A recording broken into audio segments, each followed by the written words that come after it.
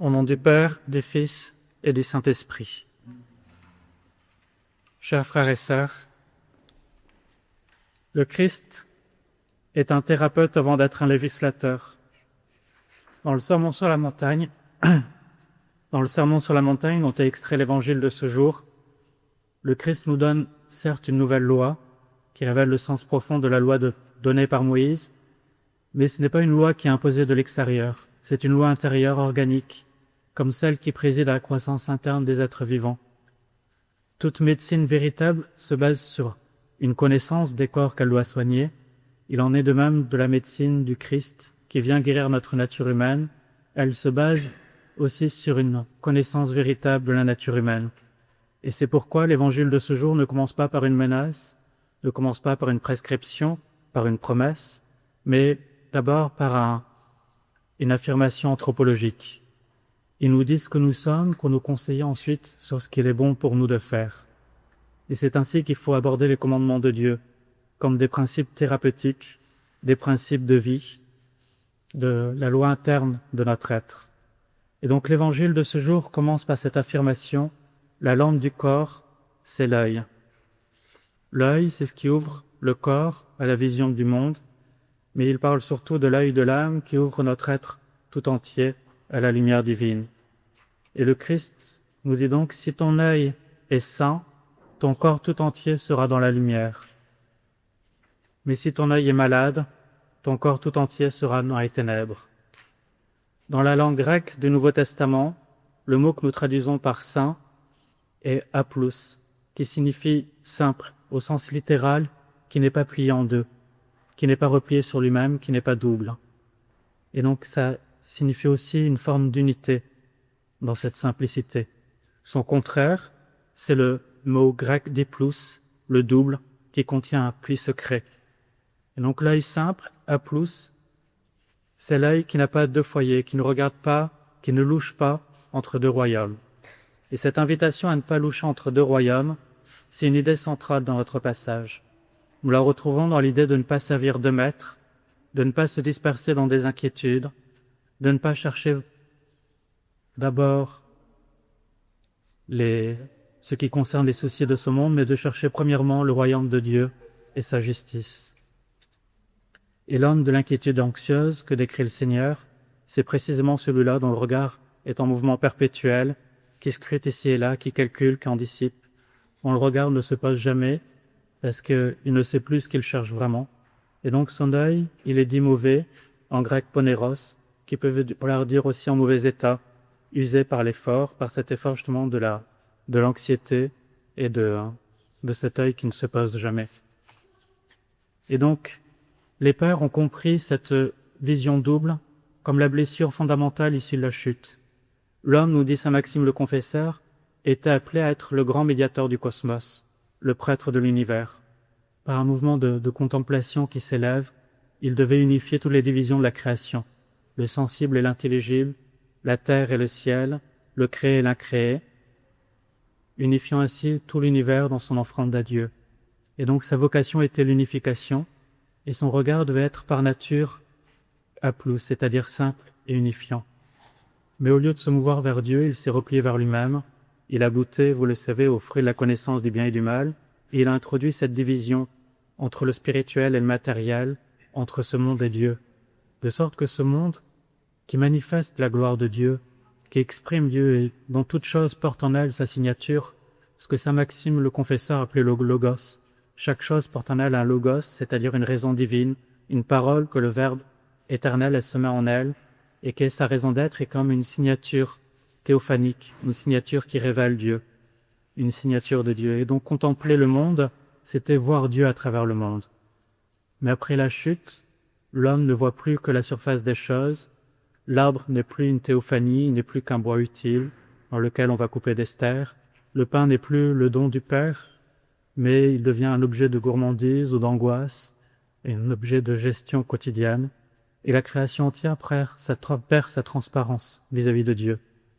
Non pas que Dieu ait retiré sa signature, mais c'est plutôt que notre œil ne sait plus la lire.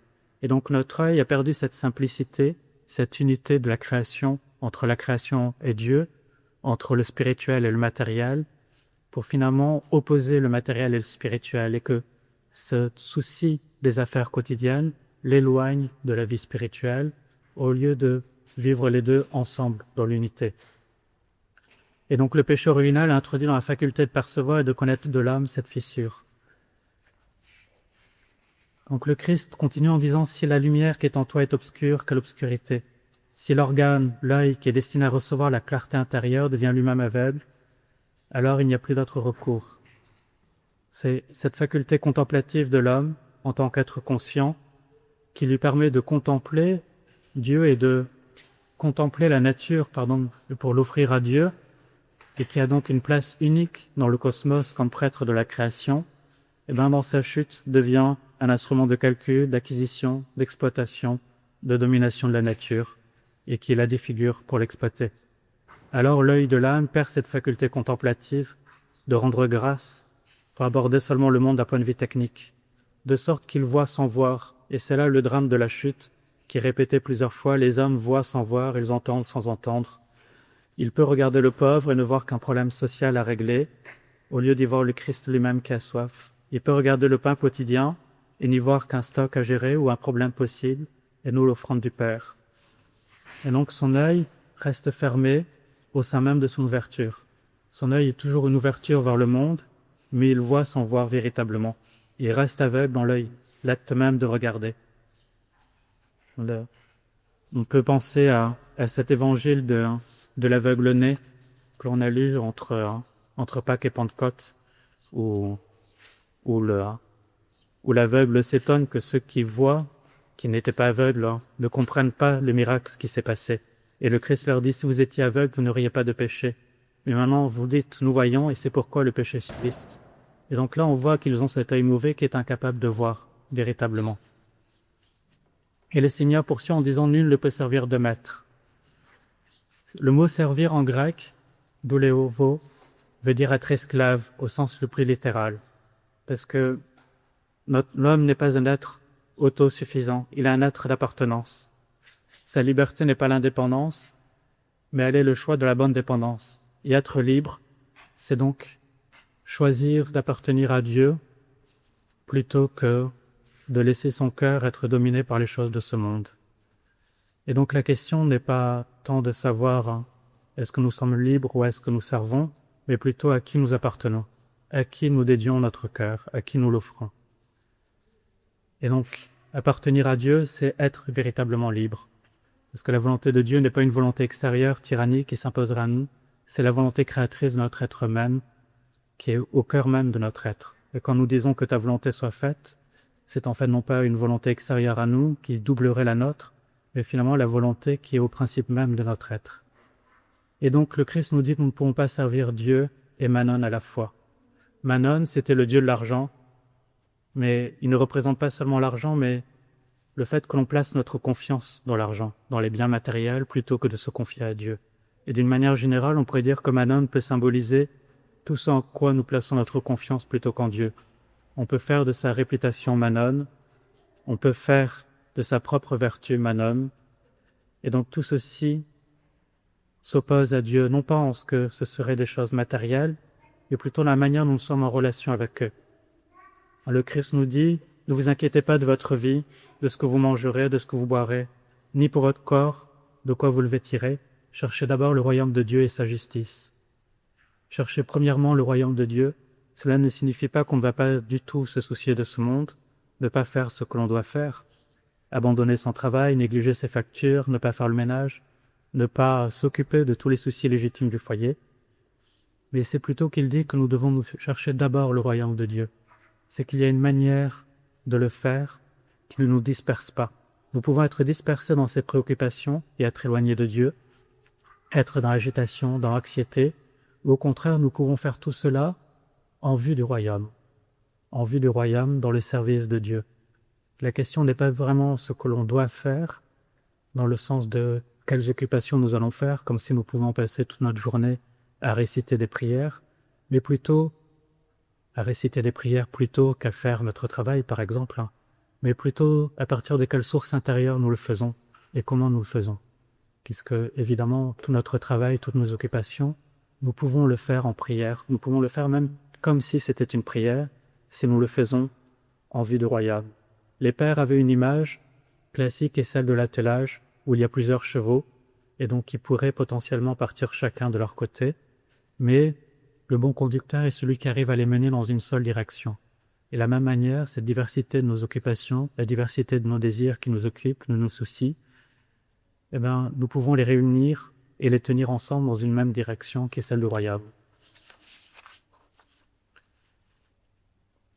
Alors, qu'est-ce que ça signifie véritablement chercher d'abord le royaume de Dieu? Ce n'est pas donc remplacer le travail, la cuisine, les factures, l'attention aux siens par des heures de prière supplémentaires, mais c'est plutôt retrouver au sein même de ces activités la raison d'être et se plonger à travers elles, en elles, à la présence de Dieu. Qu'est-ce que c'est que gérer son argent, par exemple, en cherchant le royaume, en vue de royaume? C'est payer ses dettes par justice plutôt que par peur. C'est en être un bon gestionnaire, mais sans s'en sentir le propriétaire, car toute chose appartient à Dieu. Et donc être capable de donner librement, parce qu'on sait que tout ce que l'on a reçu, précisément, a été reçu. Qu'est-ce que nourrir, par exemple, ses enfants en vue de royaume? C'est reconnaître dans ce geste quotidien et banal les services d'une vie que Dieu a faite et qu'il aime. Et donc toutes ces choses-là, nous pouvons continuer à les faire, mais nous pouvons les faire en vue du royaume, en ayant en tête d'abord ce royaume. Il s'agit plutôt d'un ordre de priorité et d'une manière de les faire, de sorte qu'elles deviennent elles-mêmes des prières. Et le Seigneur, comme il aime le faire, parle d'une grande spiritualité à partir d'une réalité concrète. Et il nous montre les oiseaux, les lys des champs. Et donc ça nous rappelle cette contemplation de la nature de l'œil simple. Saint Maxime le Confesseur disait qu'il y avait 3 étapes dans la vie spirituelle. D'abord la purification des passions, et ensuite la contemplation de la nature, qui est acquise justement par grâce à cette purification du regard, qui nous mène ensuite dans une 3e étape à la divinisation, à l'union avec Dieu. Et donc cette contemplation de la nature, on voit que le Christ, ici, initie ses disciples à ce regard transparent que la chute avait obscurci. C'est ce regard poétique du chrétien qui lit derrière l'oiseau, la fleur, la parole divine qui les a fait être. Les oiseaux du ciel, ils ne sèment pas, ils ne récoltent pas. Ils ne sont pas paresseux, non. Au contraire, ce sont d'infatigables travailleurs, mais ils n'entassent pas. Ils ne sont pas dans l'inquiétude. Ils vivent dans la quiétude, au contraire, de s'insérer dans l'ordre du monde. Et les lys, le Christ nous dit « Jamais Salomon, dans toute sa gloire, ne fut vêtu comme l'un d'eux. » La gloire du lys, elle est reçue, instantanée, sans calcul. Elle fait penser à ce vers d'un poète chrétien du Moyen-Âge qui s'appelait Angelus Silesius, qui disait que la rose est sans pourquoi, elle fleurit parce qu'elle fleurit. Et la beauté du lys est ainsi, tandis que celle de Salomon, elle était construite, accumulée, et dans la crainte du lendemain. Et donc cette lumière du Tabor que nous avons vue sur le Tabor, que les disciples ont vue, elle est présente là déjà, dans le lys des champs, dans les oiseaux du ciel, pour celui dont l'œil est redevenu simple, qui a acquis, voyez, ce caractère de simplicité dont nous parle le Christ. Et donc comment guérir cet œil-là, comment retrouver cette pureté de l'œil? C'est en retrouvant cette unité à l'intérieur de nous-mêmes, en faisant attention à ce à quoi nous regardons. Donc le Christ nous dit, l'œil est la lumière de notre corps, et donc si notre œil est malade, tout notre corps sera dans les ténèbres. Il faut faire attention à ce qu'on regarde et à la manière dont on regarde. Alors parfois nous pouvons avoir des pensées qui nous traversent une fois, une pensée mauvaise qui frappe à l'esprit, sans que vraiment nous n'y soyons pour rien. Et donc cela, ce n'est pas un problème, nous disent les pères. Le problème, c'est quand nous nous complaisons dans cette pensée, quand nous consentons à y demeurer. Et donc il faut faire attention à ce à quoi on s'attarde avec plaisir, ce qu'on regarde, la manière dont on regarde. C'est très révélateur de ce que nous sommes. Saint Païsios disait que si l'on demande à une mouche si elle a vu beaucoup de fleurs, elle dira non, elle n'a vu que des détritus. Mais par contre, si on demande à une abeille si elle a vu des détritus, elle dira mais non, pas du tout, je n'ai vu que des fleurs.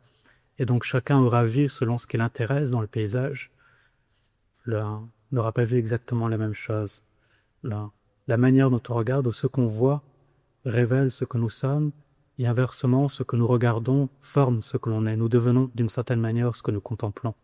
Saint Paul conseille aux Philippiens, Nourrissez vos pensées de tout ce qui est vrai, noble, juste, pur, digne d'amour et d'approbation, de tout ce qui mérite respect et louange.